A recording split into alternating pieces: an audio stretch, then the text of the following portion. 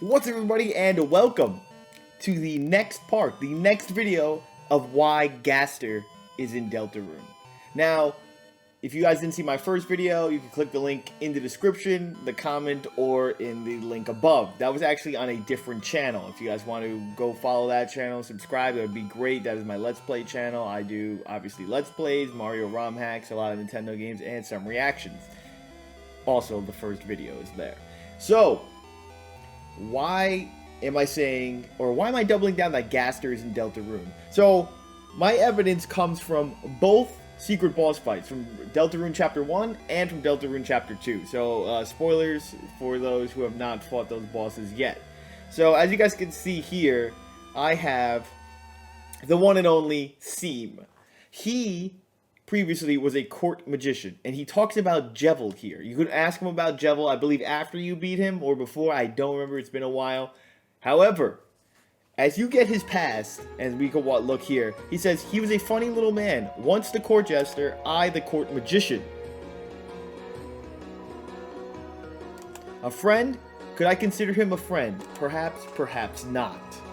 But he was the only one who matched me in the games we used to play.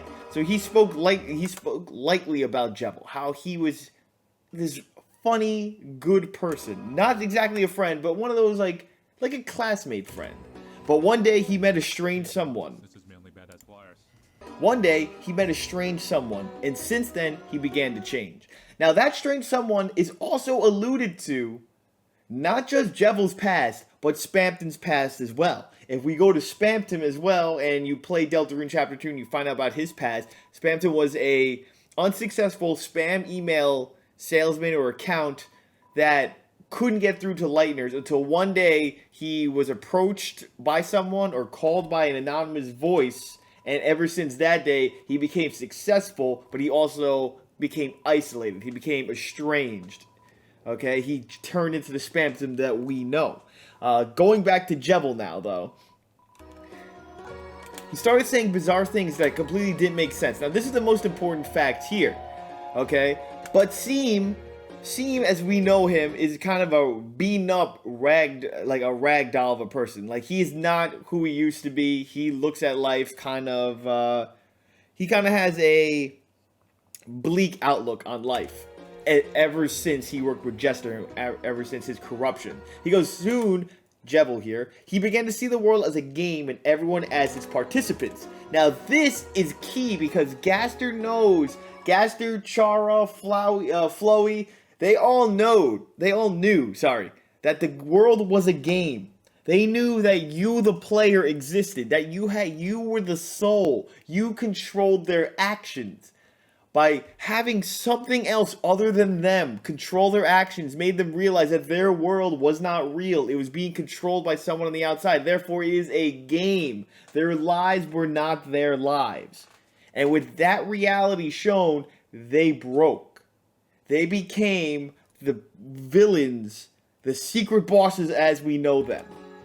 He says something interesting here. He says that since that time, the strange words he said have stuck inside my cotton. Because he said those words were untrue but true at the same time, and that's why he says here, my view that's why he says here, and my view of this world has become darker and yet darker.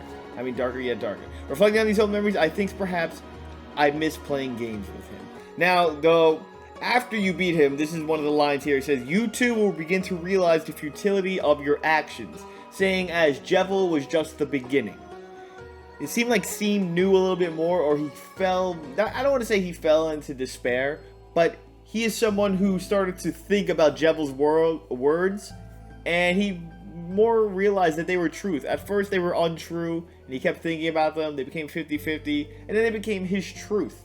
However, he didn't get corrupted with the madness, but he's never met Gaster, and he doesn't know the reasons why. He just kind of heard them secondhand, so he wasn't directly affected.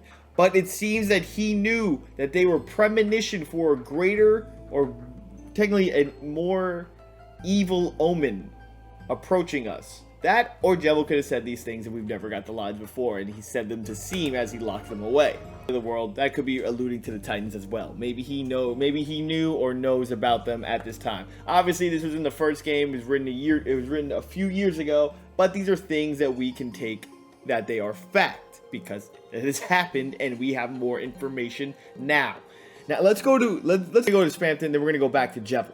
So Spamton, during the fight, he says a lot of things, but the most interesting thing he says here is when you first awaken him. So when you first awaken Spamton, he goes, "We're going to be big." The idea of the transfer was not transfer. You know, yes, he transferred a disc and he put him into his body, but that wasn't really it. I went a little map pad and game theory, and I was like, "Is he mean the transfer? Like, is he gonna take over Chris?" But then I realized what he meant. None of these things mattered. He wanted freedom, and in order to get freedom, he needs one thing. He needs your soul. And your soul is not Chris's soul. Remember, you, the soul, are you, the player. You are not Chris. You are not Frisk. You are not Chara.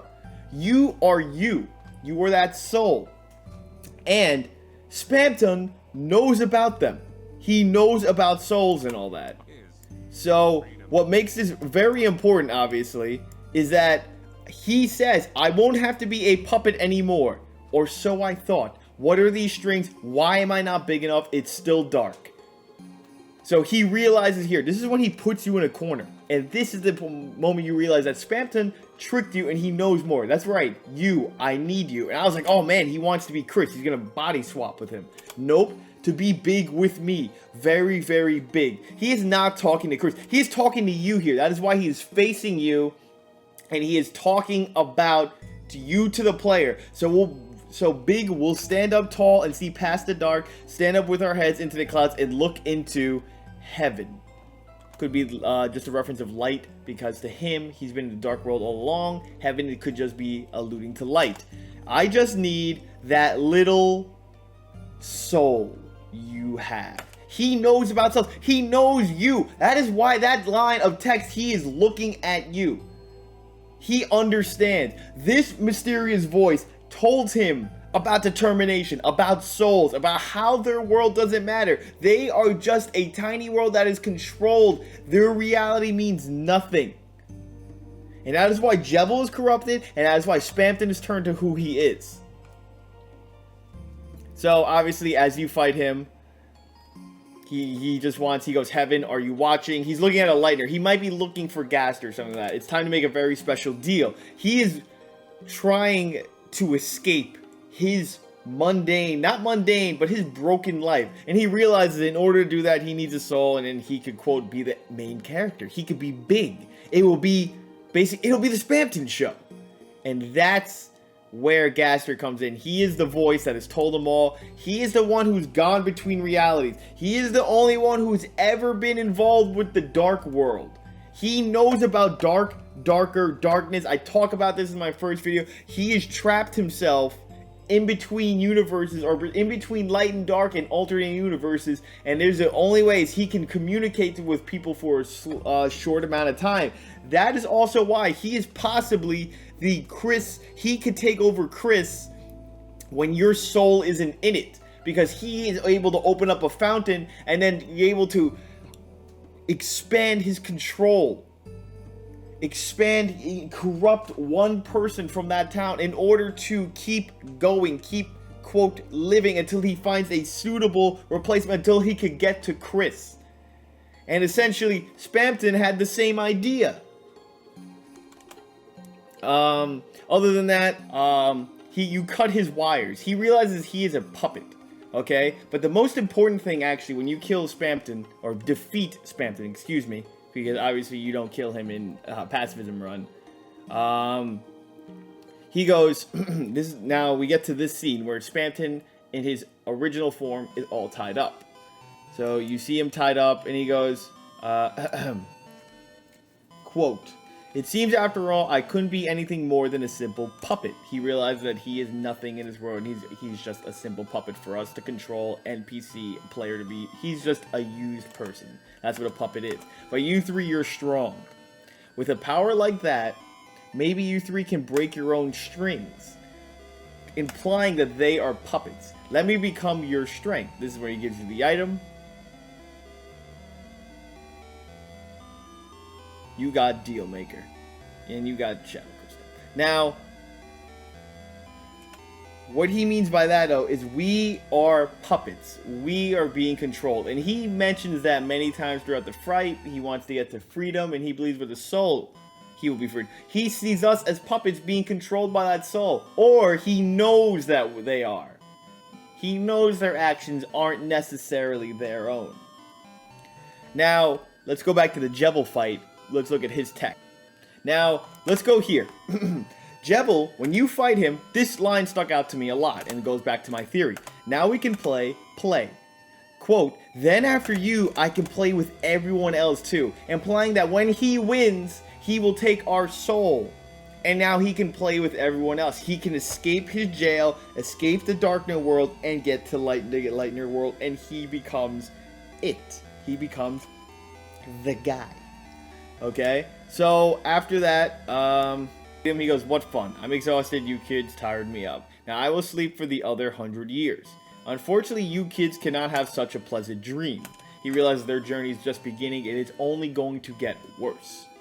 It's only going to get harder and things are only going to get worse. From now on, a nightmare will awaken in your hearts. In the shadow of the night's hand, Lightners, can you stop it?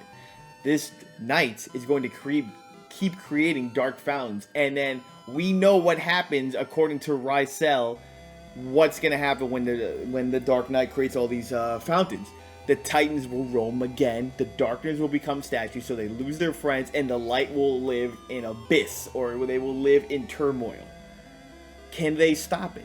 Who knows? But Jevil seems to be implying that is going to happen.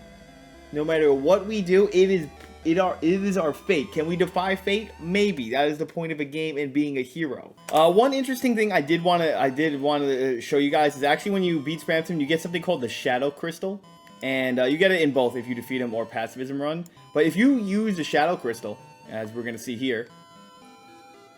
So when you look at the Shadow Crystal, an important thing happens here. It goes, you held the crystal up to your eye. For some reason, just for a brief moment, you thought you saw the computer lab. Now, the Shadow Crystal might be something that is able to merge light and dark world, or that Shadow Crystal is what Gaster is giving to each person that is, quote, corrupted, who goes, I don't believe you. And he shows them a Shadow Crystal to show them that they are a world within another world.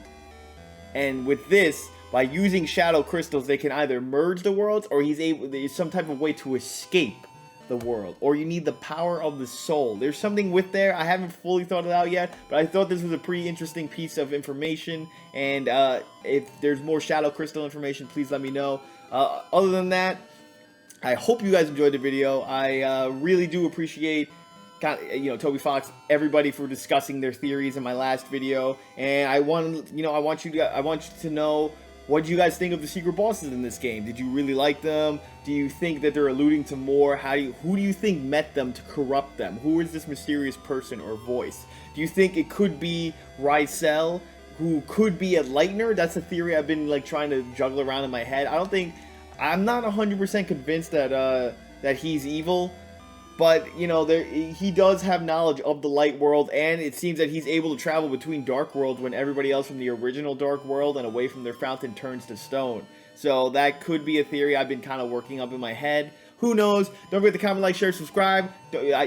Please, this is a new channel. I really like making theory crafts and stuff, and obviously I love doing these things. I spend a lot of time researching them, and I know I'm not the greatest editor, but hey, what are you going to do? Alright guys, peace homies, see you in the comment section.